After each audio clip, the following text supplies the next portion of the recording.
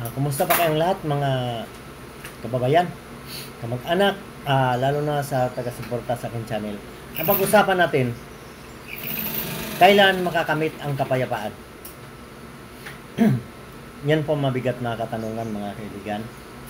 Magmula pa, isipin niyo, magmula pa nagkaroon ng tao sa mundo, laging magulo. Walang kapayapaan. Bakit? Sinong may gawa ng kaguluhan? Ang espiritu ng diablo. Kaya po, hindi po natin makakamit ang kapayapaan. Kahit anong dasal natin, lumuhod ka man doon, magsamba ka kung saan. Kung hindi magkakaisa ang lahat, na marunong magpatawad, huwag magtanim ng galit, kagaya ng ugali ni Jesucristo, hindi po magkaroon ng kapayapaan ng buong mundo. Yan po ang aking sishare sa inyo. Nakita nyo naman, dito po tayo sa Pinas. Baka akala nyo nasa ibang bansa tayo. Ang aking kasing vlog, gusto ko makapagbigay na tulong sa mga kapwa kong tao. Bakit ganito? Walang kapayapaan. Dahil sa emosyon ng isang tao. Marunong ka magalit. Pag nagalit ka, sirain mo yung kapwa mo. Ganun po yun. Magmula noon pa. Alam mo ba yung gera nung araw? Yung mga sibat, ang mga sasakyan ay kabayo. Ayun na yun. Yun na yung prueba na talagang mahirap magkaroon ng kapayapaan. Dahil po sa ang ating emosyon, ang ating galit. Hindi ba dapat siguro mapayapa ang lahat kung ang tao mabuhay sa mundo ay kagaya ng kalooban ni Jesucristo. Na marunong magpatawad, hindi magtanim ng galit, kahit pinatay siya para lang mailigtas ang karamihan. Ayun po, yun po ang problema natin. Wala na pong solusyon yan. Ibig sabihin, sino makasolve sa ating problema? Ang ating damdamin. Dapat marunong tayong magpatawad. At kung may mali tayo, marunong tayong tumanggap na pagkakamali. Alam niyo, ang karamihan kasi nagkakagulo para ano ba yung pataasan. Ako ang magaling. Ako ang hari. Kung ikaw ay nasa baba ka, kahit gaano ka man kagaling dyan, huwag mo akong mabanggain. Ako ang magaling. Yun po ang masamang pag-uugali. Nakakalungkot man mga kaibigan. Ayaw ko po magbanggit ng mga leader ng ating bansa na bagamat punong-puno tayo ng kalamidad, andoon pa rin yung mga kagatan, mga labanan. Hindi na ako magbanggit. Nakakalungkot po mga kaibigan na nandyan po yung mga bagyo. Ay kaysa magplano kung paano mapaganda ang ating bansa, ang ginawa po nila ay magkakagatan. Kaya po ito po ang payo ko po sa lahat.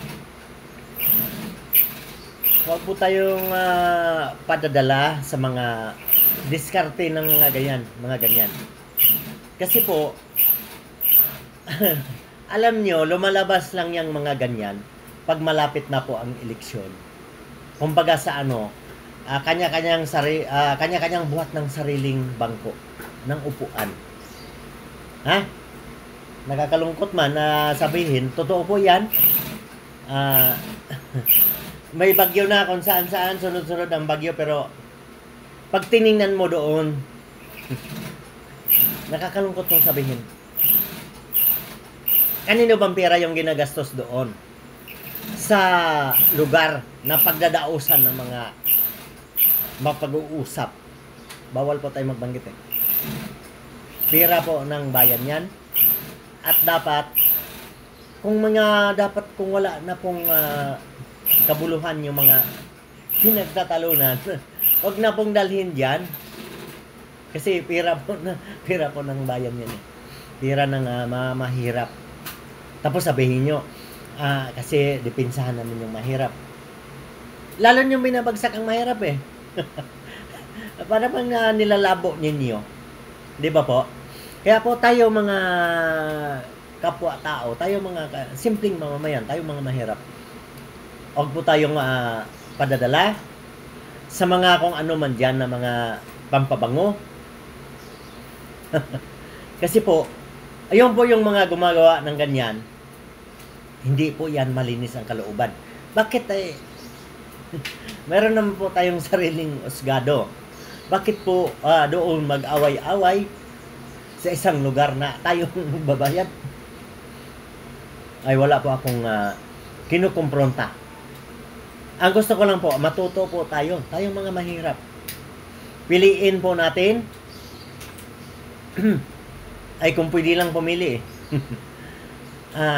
yung pinaglalaban ang mamamayan, pinagtatanggol sa masasama.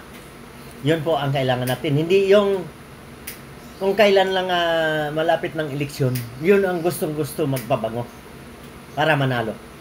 Ayan po, manggagamit. Ingatan po natin at sana matuto na po tayo na huwag po tayong masyadong. Kasi ikaw minsan, kaya ko sinasabi, marami pong nag-away-away sa mga ganyan bagay. Pagkakampi mo na ikakampanya mo. Tapos, dahil ka talaga na ipaglalaban mo siya na siyang maupo. Tapos, plastic pala siya. Hindi pala siya totoong tao. Kawawa po tayo mga kaibigan. Ayan po wala po akong gustong sagasaan sa aking pananalita. Ang gusto ko lang pantay-pantay. Kagaya nga ngayon. Laki na po ng problema sa mga dadaanan ng bagyo. Bakit ganito? Nag-away-away pa rin. Dahil po sa bugso ng damdamin. Kaya kung masunod lang talaga ang kalooban ng Panginoong Hesukristo, wala na pong digmaan. Wala nang kaguluhan. Kaya po nangyari ng mga ganun dahil po sa ating damdamin. Alam niyo ba yung lupang banal hanggang ngayon walang kapayapaan. Lupang banal Bakit walang kapayapaan? Dahil po sa silakbo ng damdamin na laging umiiral ang galit. Dapat po lahat ay marunong magpakumbaba. Lumambot ang puso para po maging mapayapa. Sige, hanggang dito na lang tayo. Sana harapin natin ang mga problema ng ating bansa. Hindi yung kanya-kanya tayong kagatan. Kanya-kanyang away. Sige, maraming salamat. Sana makapagbigay ako ng kunting aral sa inyo.